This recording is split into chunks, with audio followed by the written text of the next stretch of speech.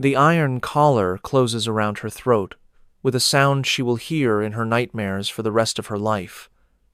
A metallic click that means everything she was has ended, and everything she will become has begun. Epona of the Arverni is 24 years old, and she can feel the cold bronze chain attached to the collar pulling at her windpipe, can smell the smoke still rising from the burning fortress of Alesia behind her, can taste the blood in her mouth from where a Roman soldier struck her when she tried to reach her husband one final time. She was, until 3 hours ago, the wife of Vercingetorix himself, the war chief who united the tribes of Gaul, the king who made Rome tremble, the man who held this fortress for 6 weeks against Caesar's legions, while all of Gaul watched and prayed. Now she kneels in the mud outside the fallen walls, her wrists bound with leather straps that cut into skin already raw from struggling, her ceremonial robes torn and stained with the blood of servants who died trying to protect her, her copper torque, the symbol of her noble status, ripped from her neck by a centurion, who laughed as he pocketed it. Around her kneel 47 other women of noble birth, the wives and daughters of tribal chieftains who had sheltered behind Alesia's walls, women who commanded servants and managed great households, who wore gold and silver and traded in cattle and grain, who spoke in councils and shaped the politics of nations. Now they are merchandise. A Roman officer walks down the line of kneeling women, a stylus in one hand and a wax tablet in the other. He is cataloging them, recording their approximate ages, their physical conditions, their visible injuries, their potential values. He pauses in front of Epona, studies her face, makes a notation. This one, he says in Latin, to the soldier beside him. The king's wife. Caesar will want her for the triumph. Mark her as reserved imperial property. No one touches her until we reach Rome. And the others? The officer gestures dismissively at the line of kneeling women. Standard processing. The young and beautiful go to the officer's pool for the march. The rest go to the general slave chain. We have a long journey ahead. The men will need entertainment, and these barbarian women will fetch good prices in Rome regardless of their condition when we arrive. Epona understands enough Latin to know what entertainment means.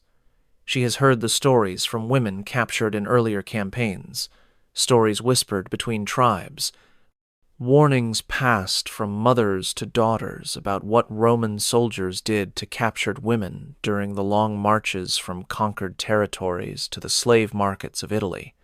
She looks down the line at the other women. Some are weeping silently.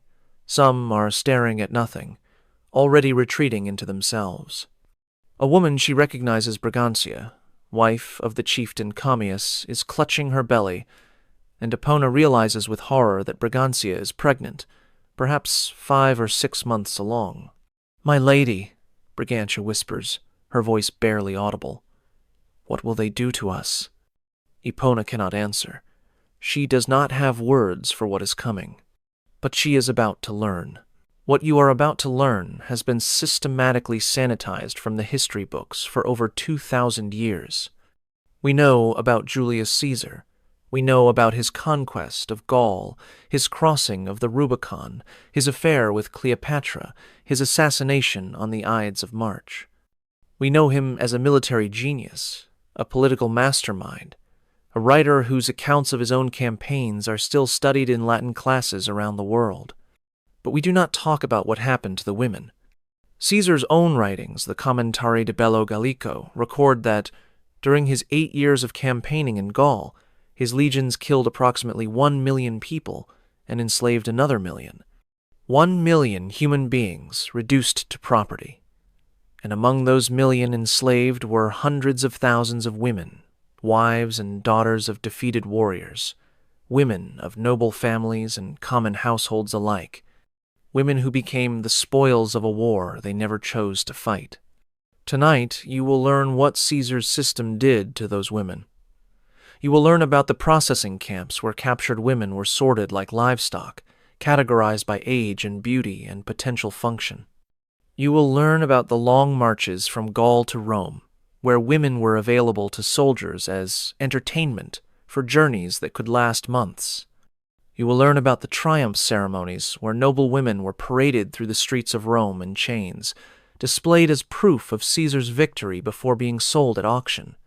You will learn about Epona of the Arverni, who was 24 years old when her husband surrendered at Alesia, who watched the fortress burn while Roman soldiers catalogued her like merchandise, who would spend the next 6 years waiting to be paraded through Rome before learning what fate Caesar had chosen for her.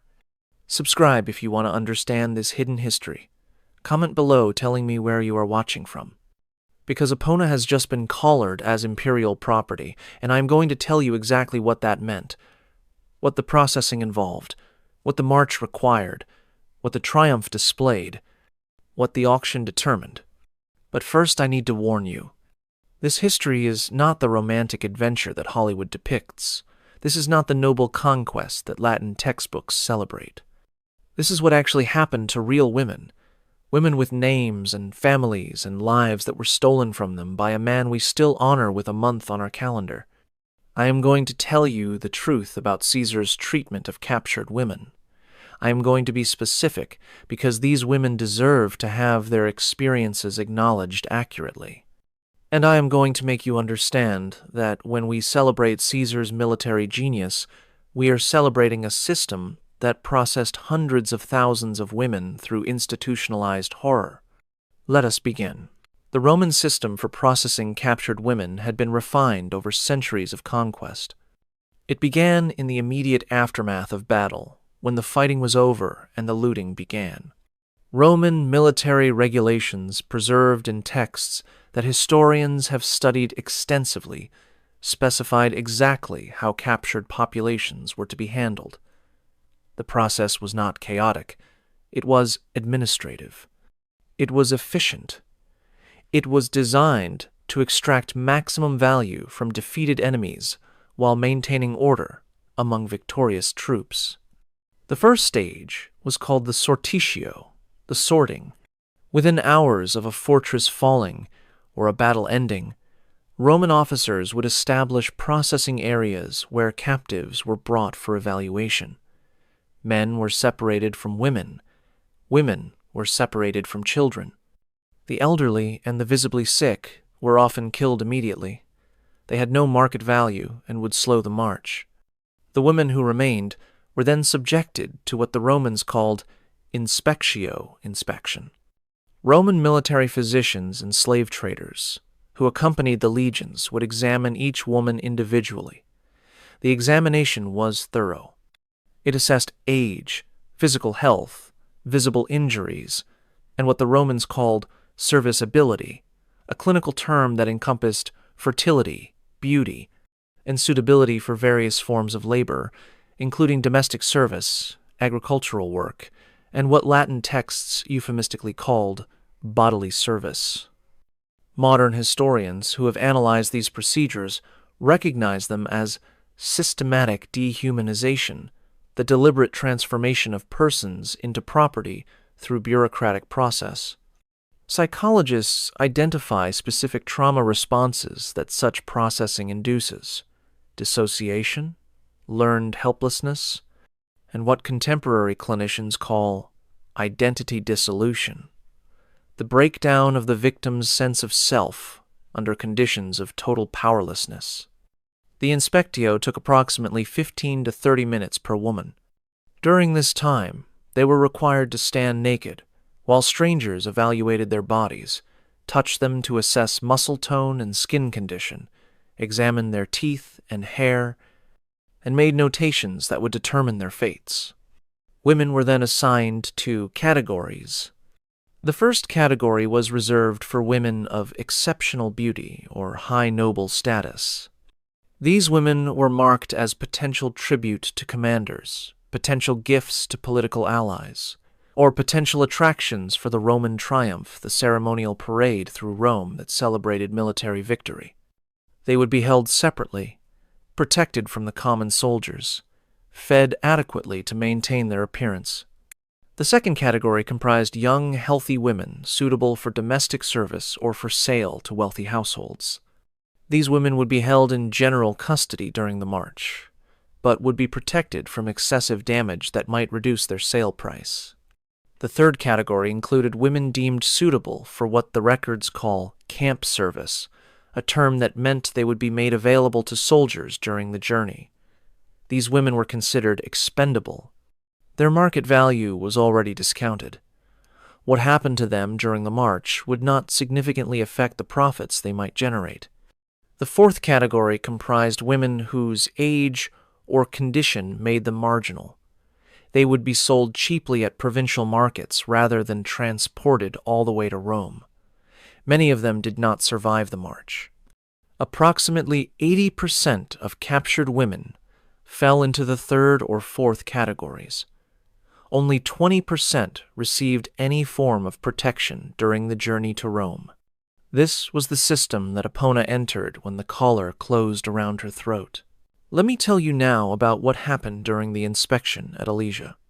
The Romans had established their processing area in a field below the fortress walls. Wooden stakes had been driven into the ground in rows, with ropes strung between them to create holding pens. Captured women were brought to these pens in groups of 10 or 20, made to wait until the inspectors were ready for them. Epona was pulled from the line of kneeling nobles and taken to a separate area, a tent that had been erected for the evaluation of high-value captives. Her status as Vercingetorix's wife had already been noted. She was imperial property now, marked for Caesar's triumph. But protected did not mean untouched. A Roman physician named Gaius Oppius, whose name survives in administrative records from the campaign, conducted her inspection.